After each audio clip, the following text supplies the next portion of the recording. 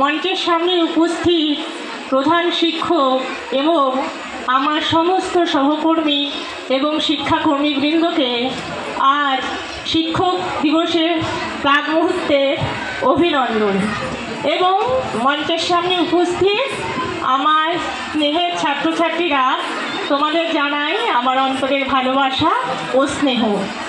আমি বক্তব্য শুরু করার আগে বিশেষ কৃতজ্ঞতা স্বীকার করব রঞ্জিত স্যারকে, যিনি আমাকে এই সুযোগটা করে দিয়েছেন তোমাদের সামনে আজকের এই বিশেষ দিনে কিছু বলার।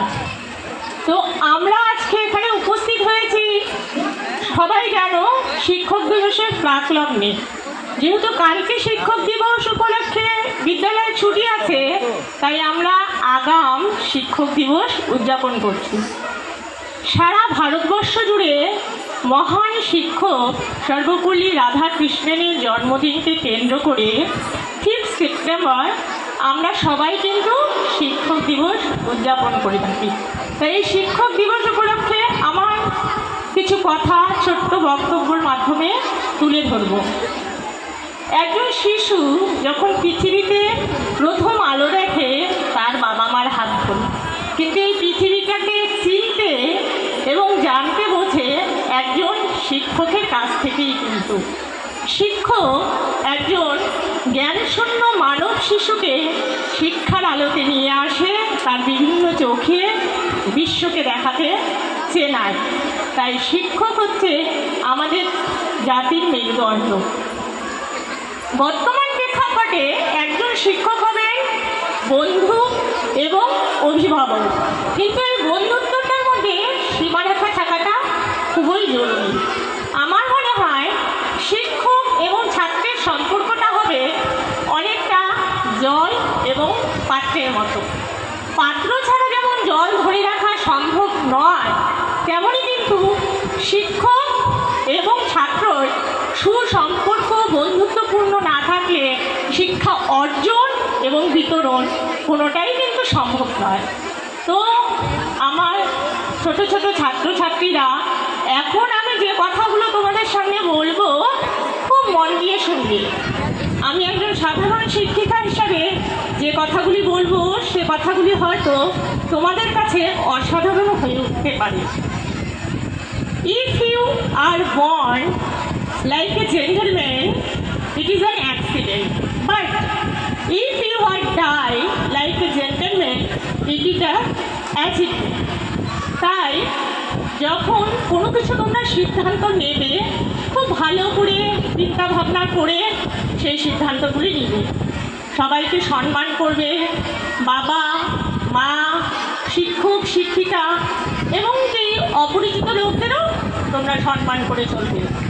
যারা তোমাকে সাহায্য করেছে বা যারা সাহায্য করবে তাদের কখনো ভুলে যেও না।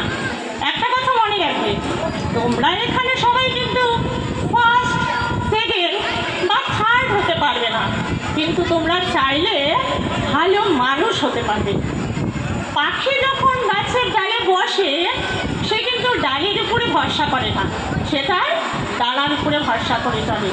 তাই জীবনে সফলতা পেতে হলে জেদ এবং আত্মবিশ্বাসের সাথে কঠোর পরিশ্রম করে যেতে লাগবে। মনে রাখবে, there is no shortcut in success. অতএব তোমরা যে যাই হও না কেন, সবার আগে মানুষ হতে শেখো।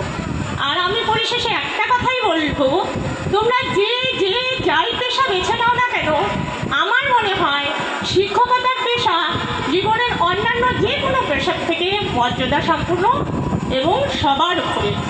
কারণ teaching creates any other profession. অতএব আমার বক্তব্য আমি দীর্ঘায়িত করব না।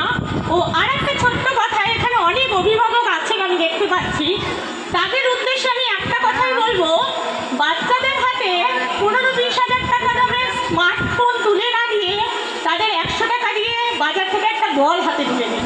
দেখবেন তারা মাঠে যাবে, তাদের আর কিছু না হোক শারীরিক এবং মানসিক বিকাশ ঘটবে। আমি আমার বক্তব্যে একদম শেষ লগ্নে উপস্থিত হয়েছি এবং আমি বক্তব্যটি সর্বপল্লী রাধাকৃষ্ণনের একটা ছোট্ট উক্তি দিয়ে শেষ করতে চাই। তিনি বলেছেন, অতি পাপীরও একটা ভবিষ্যৎ ভবিষ্যৎ থাকে, অতি মহান ব্যক্তিরও একটা বর্তমান থাকে। কেউ খুব ভালো অথবা কেউ খুব খারাপ এমনটা মনে করার কোনো দরকার নেই। আমরা যে মনুষ্য জীবন পেয়েছি তা কিন্তু আদর্শ মনুষ্য জীবন গড়ে তোলার উপকরণ। ধন্যবাদ সবাইকে।